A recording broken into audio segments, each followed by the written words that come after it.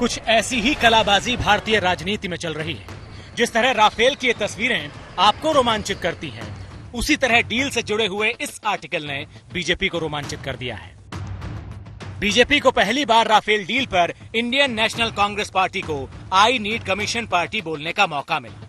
दूसरी तरफ कांग्रेस ने भी पूरे राजनीतिक गोला बारूद के साथ चढ़ाई कर दी।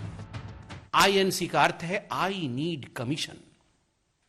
आई नीड कमीशन, बिना कमीशन के ये कुछ नहीं करते हैं। I need commission. Rahul Gandhi, congratulation, you have broken records of commission. विश्व में कमीशन के रिकॉर्ड को आपने तोड़ा है। 40% के रेट से हम कमीशन लेंगे, ये कमीशन की एग्रीमेंट है। 36 महीने में कमीशन और भ्रष्टाचार के सबूतों पर कोई कार्रवाई क्यों नहीं की? इस मामले को क्यों दफनाया गया? मोदी सरकार ने मध्य रात्रि जो तख्ता पलट सीबीआई में करके प्रमुख को हटाया था, वो क्यों हटाया? उस निर्णय के राफेल से क्या संबंध है? फ्रेंच पोर्टल ने राफेल इन्वेस्टिगेशन पर अपने नए आर्टिकल में कमीशन खोरी का जिक्र किया। इस आर्टिकल में उसने बताया कि यूपीए के कार्यकाल में कमीशन खोरी हुई और इस कमीशन खोरी का बड़ा हिस्सा कांग्रेस के कमीशन खाते में गया। कुछ महीनों पहले मीडिया पार्ट ने यह खुलासा किया कि राफेल में भ्रष्टाचार हुआ था। जैसे ही यह खुलासा हुआ, कांग्रेस पार्टी ने आओ देखा ना ताओ तुरंत प्रेस कॉन्फ्रेंस करके भारतीय जनता पार्टी और खास करके देश के यशस्वी प्रधानमंत्री नरेंद्र मोदी जी के ऊपर हमला बोला। उस समय भारतीय जनता पार्टी ने प्रेस कॉन्फ्रेंस करके कहा था कि इंतजार करिए, जब समूचा विषय सामने आएगा तो दूध का दूध, पानी का पानी होगा। मोदी सरकार द्वारा राफेल डील में भ्रष्टाचार, रिश्वत और मिलीभगत को दफनाने के लिए एक ऑपरेशन कवर चल रहा है और वो फिर से उजागर भी हो रहा है। भाजपा सरकार ने राष्ट्रीय सुरक्षा को बलिदान कर दिया। जो हमारी भारतीय वायुसेना के हित, उनको खतरे में डाला। कांग्रेस ने कमीशन खोरी के मामले में ज्यादा कुछ नहीं कहा। उसने इस मामले में जांच की मांग की और केंद्र सरकार को फैक्ट्स बताते हुए सवाल किया कि इस मामले में जांच क्यों नहीं करते। कांग्रेस ने जो तर्क रखे हैं, उसके मुताबिक 4 अक्टूबर 2018 को बीजेपी के 2 पूर्व मंत्री यशवंत सिन्हा, अरुण शौरी और एक वरिष्ठ वकील ने राफेल सौदे में भ्रष्टाचार की बात कही थी। इन लोगों ने ही इसकी शिकायत सीबीआई डायरेक्टर आलोक वर्मा को दी थी। इसके अलावा 11 अक्टूबर 2018 को मॉरिशस सरकार के अटॉर्नी जनरल ने राफेल डील में कमीशन खोरी के मामले पर कुछ दस्तावेज सीबीआई को सौंपे थे। लेकिन 23 अक्टूबर 2018 को सीबीआई के डायरेक्टर आलोक वर्मा को उनके पद से हटा दिया गया और इसके बाद जांच को गंभीरता से नहीं लिया गया। लेकिन बीजेपी ने भी इस मामले में कांग्रेस की नस दबा दी है। बीजेपी मिडिलमैन पर वार कर रही है तो कांग्रेस जांच की रट लगा रही है। This middleman, Mr. Gupta, is under the radar of ED. He was even arrested.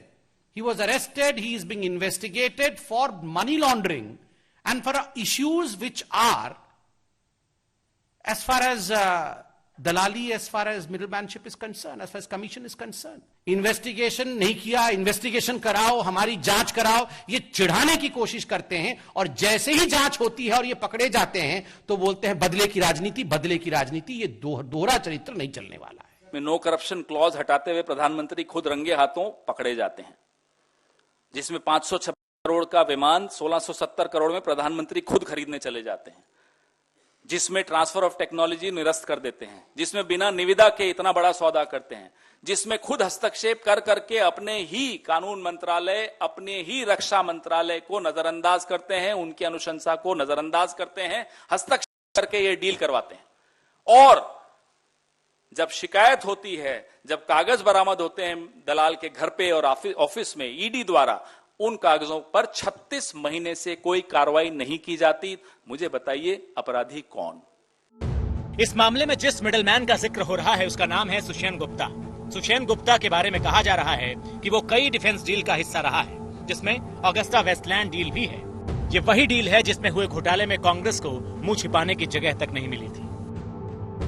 D के रूप में डसो एविएशन को दिखाया गया। इसमें वो कहा गया है कि 11 मिलियन यूरो तक, अर्थात मिनिमम 7.5 यूरोस मिलियन यूरोज और 11 मिलियन यूरोज तक ये कमीशन दिए गए हैं हिंदुस्तान के अंदर एक मिडिलमैन के माध्यम से, जिस मिडिलमैन का नाम सुसेन गुप्ता है। ये एक पुराना खिलाड़ी है जो वीवीआईपी चॉपर गेट स्कैम था, जिसको ऑगुस्ता वेस्टलैंड के नाम से जाना जाता था। वो सुसेन गुप्ता उसका भी किंगपिन था, उसका भी कमीशन एजेंट था। 2019 26 मार्च को ईडी छापा मारती है सुसेन गुप्ता के ठिकानों पर, और ये तमाम गुप्त रक्षा मंत्रालय के दस्तावेज बरामद किए। बेंचमार्क मूल्य दस्तावेज दिनांक 10/8/2015 किसकी सरकार थी? नरेंद्र मोदी की सरकार थी। मिनट्स ऑफ द मीटिंग जो रक्षा मंत्रालय की इंडियन नेगोशिएशन टीम की चर्चाओं का रिकॉर्ड है। विवाद का सेंटर एक मिडिलमैन और उसको दिया गया कमीशन है, लेकिन इस विवाद में खास बात और है। कमीशन एजेंट को बीजेपी यूपीए सरकार का आदमी साबित करने की कोशिश कर रही है और कांग्रेस उसे बीजेपी का आदमी बता रही है। सुसेन गुप्ता की कंपनी है आईडीएस, एक शेल कंपनी यहां बनाना भारतवर्ष में, फॉल्स इनवॉइसेस के माध्यम से पैसे रेज करना और उस पैसे को कमीशन के रूप में देना, यह पूरा षड्यंत्र इस प्रकार से हुआ है। Today we see that favoritism was the part and parcel of the negotiation that was going on between the then dispensation of India, that is UPA, and the company.